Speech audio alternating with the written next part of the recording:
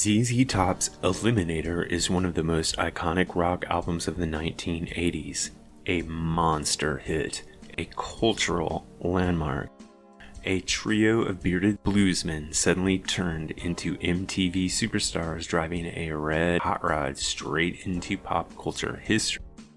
But there's a question that keeps popping up, whispered and sometimes debated loudly by fans, and often even quietly acknowledged by band members themselves. Was Eliminator a lie? Today, we're going to dive into the truth behind the controversy and talk about who really played on the album, how much of it was computer programmed, and whether or not ZZ Top's biggest hit was actually a Billy Gibbons solo project with drum machines.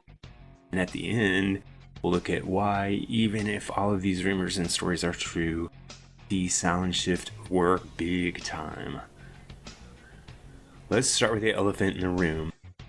A lot of fans assume that Dusty Hill played bass on the record, Frank Beard played drums, Billy Gibbons played guitar. You know, ZZ Top, the classic lineup. But over the years, insiders have told a very different story, and we now know that much of the bass was programmed or played on a synthesizer. Many, if not all, of the drum tracks were actually drum machines or sequenced loops. Billy Gibbons recorded layer after layer of guitars, quite often alone in the studio. Dusty Hill and Frank Beard's involvement was far smaller than fans believed. And if you're thinking, so was this even a ZZ Top record? You're not alone. Now, enter a very important person here. His name is Lyndon Hudson, the most important ZZ Top collaborator you've probably never heard of. Hudson was an engineer, a songwriter, and a musical architect, and honestly, he is the secret ingredient behind the Eliminator sound. He spent a year with Billy Gibbons, experimenting with drum machines, sequencers, new tempos, song structures, and early synth bass patches. And this wasn't a casual collaboration, it was a full-blown pre-production for the album. And when the time came to record Eliminator, the foundation of that pre-production work became the actual album. Hudson later sued for writing contributions on one track and won a major settlement. His influence was far deeper than one song. He actually helped create the blueprint for the entire album and the entire change in ZZ Top's sound. So here's the twist. Everything we think of as classic ZZ Top, the girls, the car, the shiny suits, the synchronized beards, all of it came packaged with this new sound, and this allowed ZZ Top to be embraced by MTV, and they had huge hits like Gimme All Your Lovin', Sharp Dressed Man, and Legs. And they weren't just hits, they were MTV staples. They were instantly recognizable, and they were a huge part of early 80s culture. And all of this came from that studio experimentation, not from a three-piece Texas bar band. So for decades, ZZ Top avoided talking about who actually played what on the Eliminator album.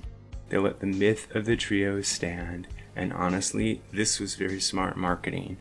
But later on, Dusty Hill himself acknowledged that he didn't play on most of the tracks, that Frank Beard's drums were heavily replaced by electronic drums, and that while the band supported Billy's experiment, they weren't hands-on with it. It was basically Billy Gibbons in the studio, and they rode that wave straight to superstardom.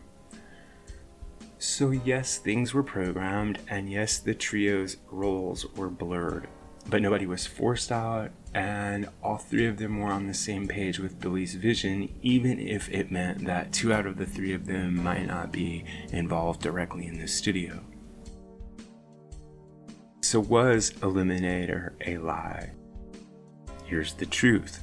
The album was marketed as a classic trio performance, and it isn't, and it wasn't. The band didn't reveal who actually played on the record. Lyndon Hudson never got public credit for his contributions, and the ZZ Top sound was massively reinvented this way behind the scene. But calling it a lie is an oversimplification.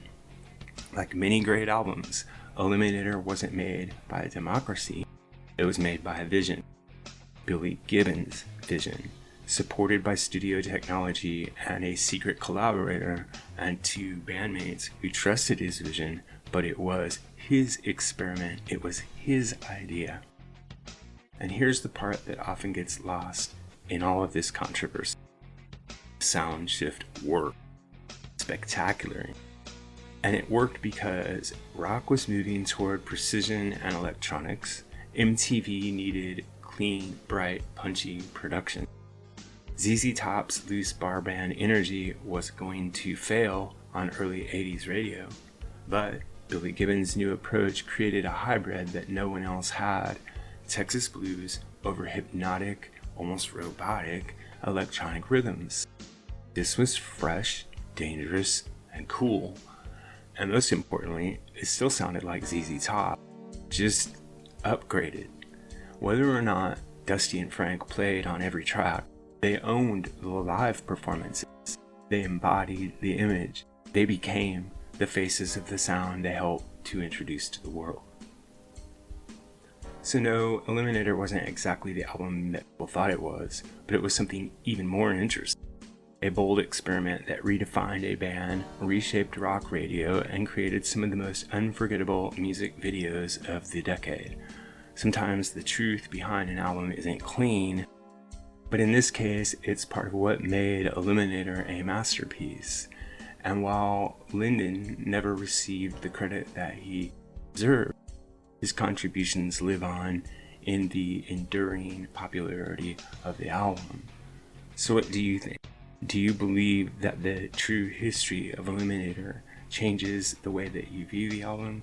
Or do you think that, like many classic albums, Eliminator's colorful history simply makes it a more mythic achievement? Let me know what you think.